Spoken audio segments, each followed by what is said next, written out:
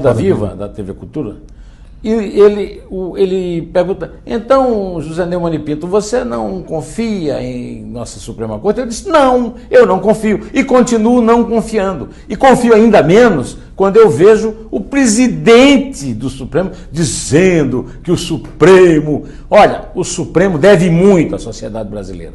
O Supremo é um freio às tentativas de combater a corrupção no Brasil. O presidente do Supremo, Toffoli, deve à sociedade brasileira o Zé Disseu, bandido, condenado a 30 anos e meio de cadeia, solto por decisão dele, com a aprovação do seu Gilmar Mendes e do seu Ricardo Lewandowski. A sociedade brasileira deve o vexame que foi a participação da Dilma na campanha eleitoral. Ficou em terceiro lugar em Minas, o estado natal dela, para senador, e só disputou porque Ricardo Lewandowski, que foi presidente do Supremo, no exercício da presidência, na reunião do impeachment dela, rasurou a Constituição. Um presidente do Supremo que rasura a Constituição desmoraliza muito mais o Supremo do que uma opinião imbecil e imatura de um deputado qualquer, seja ele filho de quem for. Eu estou cansado de ver deputado do PT, senador Lindeberg, o Vadir Damus, todo mundo escutando. E se o deputado usou isso numa palestra, é porque é popular.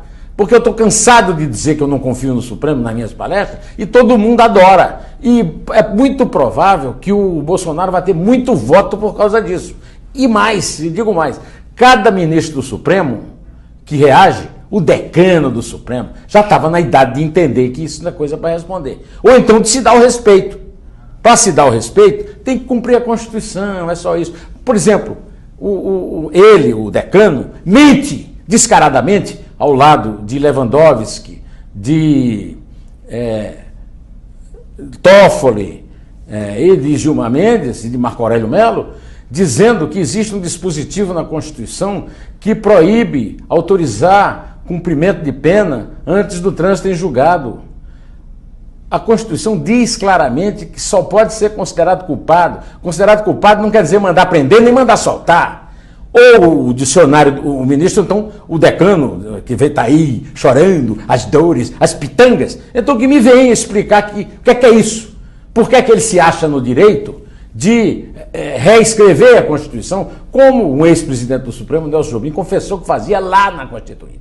Quer dizer, o Supremo está devendo muito à sociedade brasileira. Inclusive, os soltos deixa que eu solto, Gilmar Mendes e a primeira turma no tempo em que eles faziam maioria lá.